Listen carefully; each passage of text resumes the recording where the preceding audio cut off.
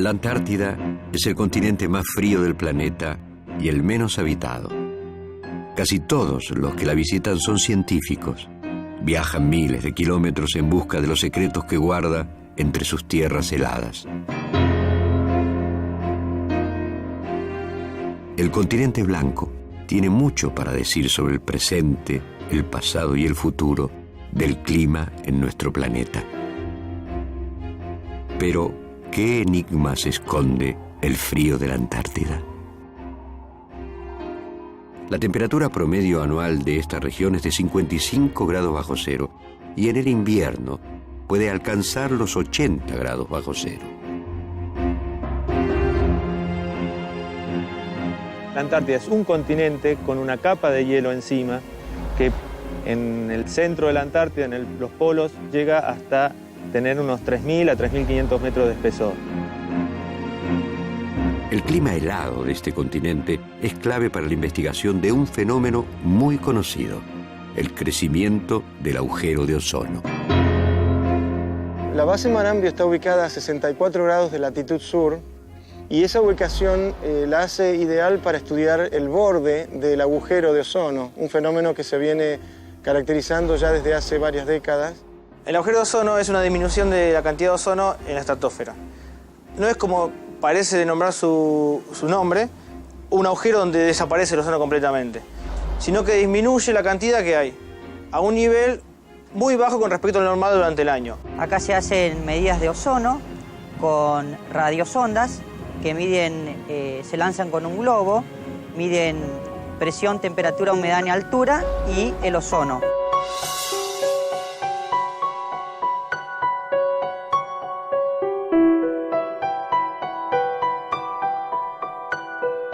El ozono está compuesto por 3 átomos de oxígeno que forman la molécula de ozono y el 95% del ozono está ubicado entre 20 kilómetros y 25 kilómetros de altura, en la zona de la estratosfera de la parte de la atmósfera.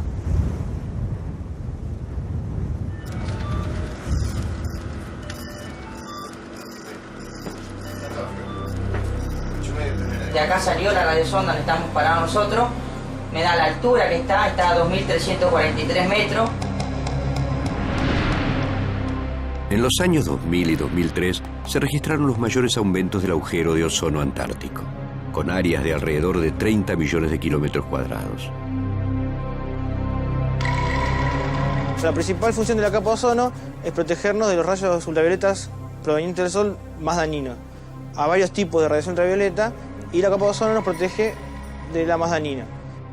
El resto de la radiación ultravioleta atraviesa el ozono sin problema y atraviesa la atmósfera y una parte llega hasta la superficie, que es la que da vida a todo el planeta.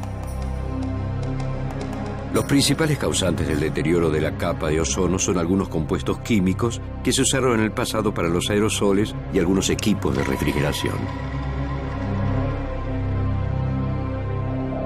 Esos aerosoles, en su mayoría clorofluorocarbonos, son los que producen la interacción con el oxígeno 3, el ozono, transformándolo en oxígeno 2, en oxígeno común, lo cual le hace perder su capacidad de proteger de los rayos ultravioleta, ¿no?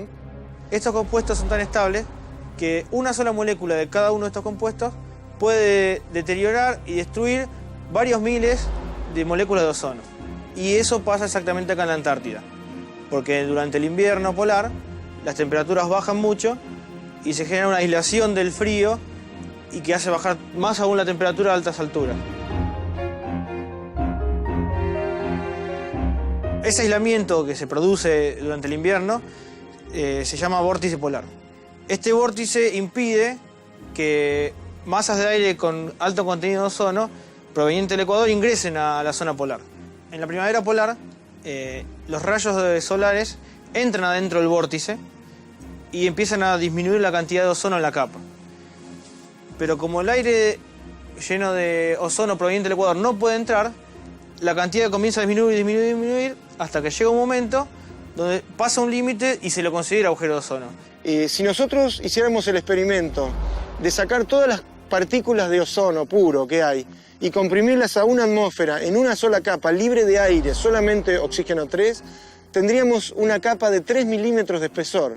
Es decir, El tamaño de una galletita de 3 milímetros es lo que protege la vida en la Tierra. Según las investigaciones científicas, la Antártida desarrolla condiciones climáticas propias y únicas que la aíslan del resto del planeta. Pero millones de años atrás, la situación era muy diferente. Hace 300 millones de años, los continentes actuales formaban parte de un gran supercontinente que se dividió con el paso de las eras geológicas. Por eso, el clima y la vida en la Antártida no fueron siempre iguales. Para conocer ese pasado tan remoto, es necesario buscar los fósiles ocultos en la Tierra helada. La Antártida está entre un 95 a un 98% cubierta de hielo y entre un 2 y un 5% descubierta, donde afloran las rocas que tiene el continente. Esas zonas descubiertas de hielo, en verano, a su vez están descubiertas de nieve. Entonces, es la época en que los geólogos venimos a trabajar a la Antártida, que es el mejor momento donde están más descubiertos los afloramientos.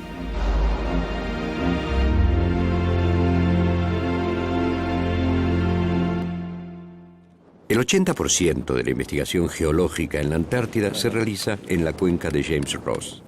Allí afloran unos 7.000 metros de sedimentos que dan testimonio de lo que pasó en la Antártida por un periodo de casi 100 millones de años. Las capas de sedimentos se forman por la acumulación de distintos materiales del suelo, como arcilla, arena o rocas. Estos materiales se depositan sobre los restos de animales y plantas que ocupan la superficie. Al cubrirlos, generan diferentes estratos, como si fueran las capas de una torta. En esta cuenca, los 7.000 metros de sedimentos no aparecen continuos, sino dispersos en distintas islas, y permiten observar cómo era la fauna, la flora y el clima de la época en que se depositó cada capa. Esos sedimentos los podemos comparar como las páginas de un libro donde nos cuentan todo lo que pasó durante el Cretácico hasta el Terciario sin ninguna interrupción. O sea, tenemos un registro continuo de esas páginas. En la cuenca de James Ross se hallaron restos fósiles de reptiles marinos como los plesiosaurios. Los plesiosaurios eran reptiles marinos adaptados completamente a la vida marina. Probablemente, digamos, si yo tuviera que hacer una comparación con reptiles actuales, lo más próximo podríamos pensar en un cocodrilo.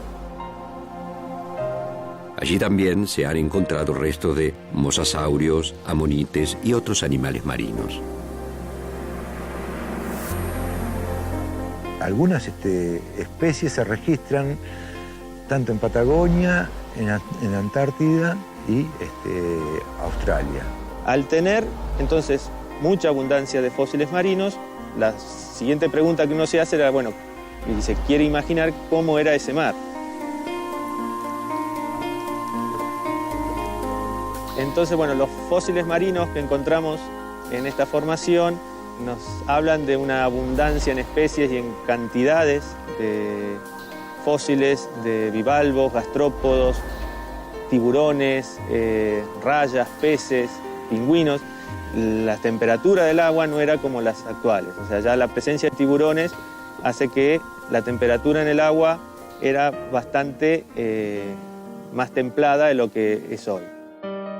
En esa época, la superficie de la Antártida también era muy diferente a como la conocemos hoy. Hace 40 millones de años, el continente antártico todavía estaba unido a América del Sur. Acá se encontró todas maderas similares a los bosques subantárticos, son los bosques de la Patagonia ahora. Son todas familias que ahora están representadas ahí en los bosques. Como por ejemplo los notofagus, que son las lengas, los ñires, los coihues, y bueno, araucarias y otras familias. La abundancia de este registro fósil hizo pensar a los científicos que aquel antiguo bosque era muy denso. En esta misma época, la Patagonia ya estaba habitada por animales de gran tamaño. A partir de las primeras investigaciones, se pensó que estos animales de la Patagonia no podían cruzar hacia la Antártida porque el bosque actuaba como una barrera. Sin embargo, los geólogos se tropezaron con un descubrimiento que modificó esa idea. En 1991, dentro del mismo yacimiento donde se encontraron los troncos y las hojas, apareció una flor fósil.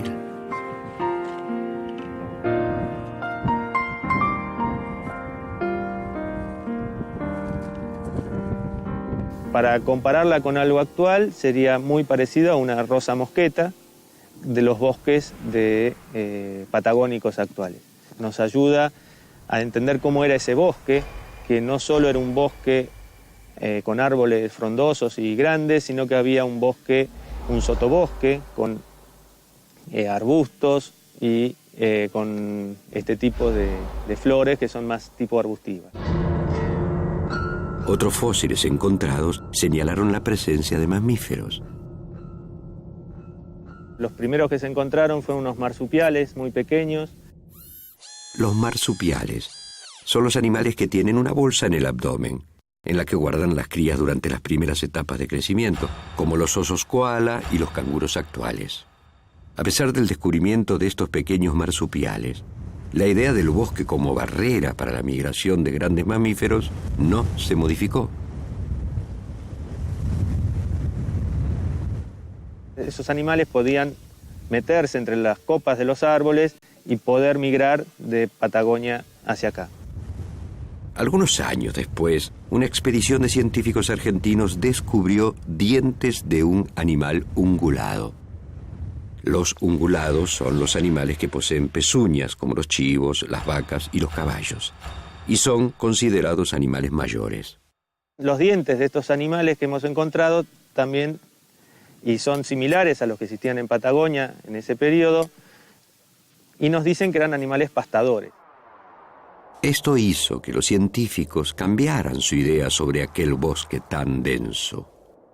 Porque debía haber zonas libres de bosque, o sea, con pasturas, para que estos animales pudieran migrar.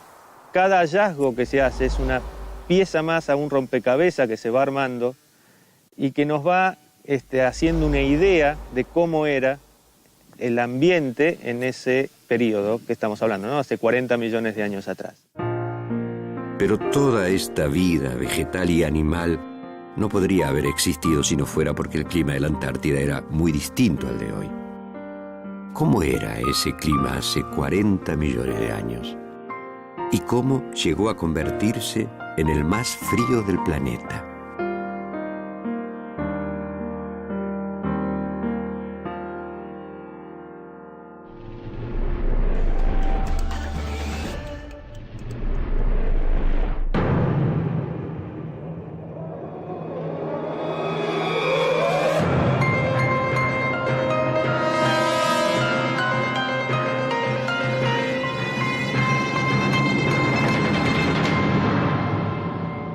El clima helado de la Antártida es implacable. La temperatura promedio anual es de 55 grados bajo cero. Pero se han encontrado restos de vegetales y animales con 40 millones de años de antigüedad que hablan de un ambiente muy distinto al que conocemos hoy. En esa época, la Antártida todavía estaba unida a América del Sur y ambos continentes compartían un clima similar. El clima era bastante benigno, las temperaturas eran mucho más elevadas que ahora. La temperatura media del continente estaba entre los 10 y los 15 grados. Los troncos hablan de una estacionalidad, o sea que había periodos de verano y de invierno. Se registran uno de los tenores más altos de dióxido de carbono en la atmósfera, de los que se tiene registro en la historia del planeta. En esa época no existía el hombre, o sea que no tiene ninguna relación con los productos que generamos la especie humana. Sin embargo, había tenores elevadísimos de dióxido de carbono que hicieron que la temperatura del planeta fuera mucho más elevada que la actual. Y aquí, en la zona de la península antártica, en el océano, teníamos temperaturas de 14 grados sobre cero. O sea, es uno de los momentos más cálidos del planeta. Ese clima en el Eoceno, que era bueno, paulatinamente fue deteriorándose hasta llegar a lo que es hoy. ¿Qué pasó con el clima? ¿Cómo llegó la Antártida a convertirse en el continente blanco? La corteza terrestre está hecha de fragmentos de diferentes tamaños llamados placas tectónicas. Una placa tectónica puede estar formada tanto por corteza oceánica como por tierras continentales. Estas placas se desplazan impulsadas por los movimientos de las capas de roca caliente que se encuentran en el interior de la Tierra. Los roces, choques y alejamientos de las placas tectónicas ayudan a entender cómo se originan los terremotos, las erupciones volcánicas y también los cambios climáticos. 300 millones de años atrás, el continente antártico no existía. El territorio que hoy conocemos como Antártida formaba parte de un supercontinente al que los geólogos llamaron Pangea. En el período Triásico, Pangea se dividió en los supercontinentes Gondwana, en el hemisferio sur, y Laurasia, en el hemisferio norte. El continente antártico fue una pieza muy importante de ese gran supercontinente que estaba en el hemisferio sur, que lo formaban los actuales continentes de América del Sur, África, India, Oceanía y la Antártida. Gondwana comenzó a romperse hace 180 millones de años en el período Cretácico. En esa época, la Antártida compartía un clima templado con el resto de los continentes. Hace 65 millones de años se inició el período Terciario. Durante ese período se rompió la unión terrestre entre América del Norte y Europa, y se formó el enlace que une América del Norte con América del Sur. Y hace apenas 40 millones de años, la Antártida se separó definitivamente de la Patagonia. Así comenzó la transformación del clima antártico. Al separarse, se comunican los dos océanos, se genera una corriente alrededor de la Antártida que se llama una corriente circumpolar, y el clima en toda esta zona cambia. La Antártida fue quedándose aislada térmicamente del clima cálido del norte. Gracias a eso, las nevadas que había en la Antártida se acumularon. Esto hizo que la temperatura fuese cada vez más fría. Y se empezó a acumular poco a poco la nieve, transformándose en hielo, y llegar a lo que es la Antártida hoy, con esa capa de hielo de más de 3.000 metros de espesor. Hoy los hielos antárticos sufren la amenaza del llamado calentamiento global. En los últimos 20 años, la temperatura media de la Tierra ha aumentado entre 0,5 y 1 grado. Pero en el mismo periodo de tiempo, la temperatura media de la península antártica creció mucho más que en el resto de los continentes. Durante el invierno subió alrededor de 5 grados. Este aumento de la temperatura global es generado por lo que se conoce como efecto invernadero. Dentro de un invernadero, la temperatura es más alta que en el exterior porque entra más energía de la que sale, sin necesidad de utilizar calefacción. En el planeta Tierra se produce un efecto natural similar. La energía que llega del Sol, como proviene de un cuerpo muy caliente, está formada por ondas de frecuencias altas que traspasan la atmósfera con gran facilidad.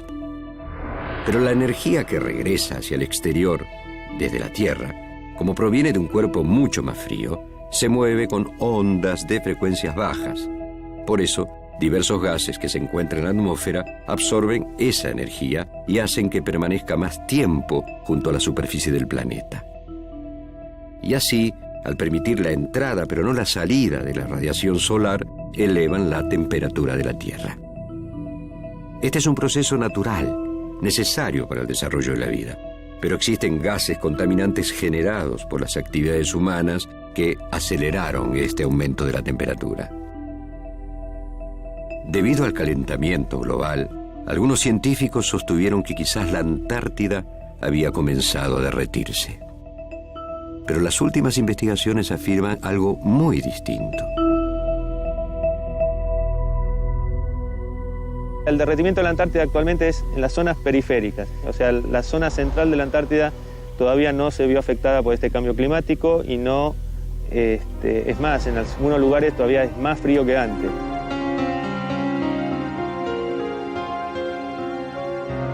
La capa de hielo que recubre la Antártida continúa en aumento desde el centro del continente hacia las costas por acumulación de nuevas nevadas. Los cambios climáticos fueron cíclicos, o sea, hubo periodos de muchas glaciaciones y periodos de temperaturas cálidas. En este momento estamos en una etapa interglacial y según los científicos, el fin de este proceso es algo imposible de conocer. Las investigaciones científicas en la Antártida continúan. La búsqueda de todos los secretos que guarda este continente aún no ha terminado.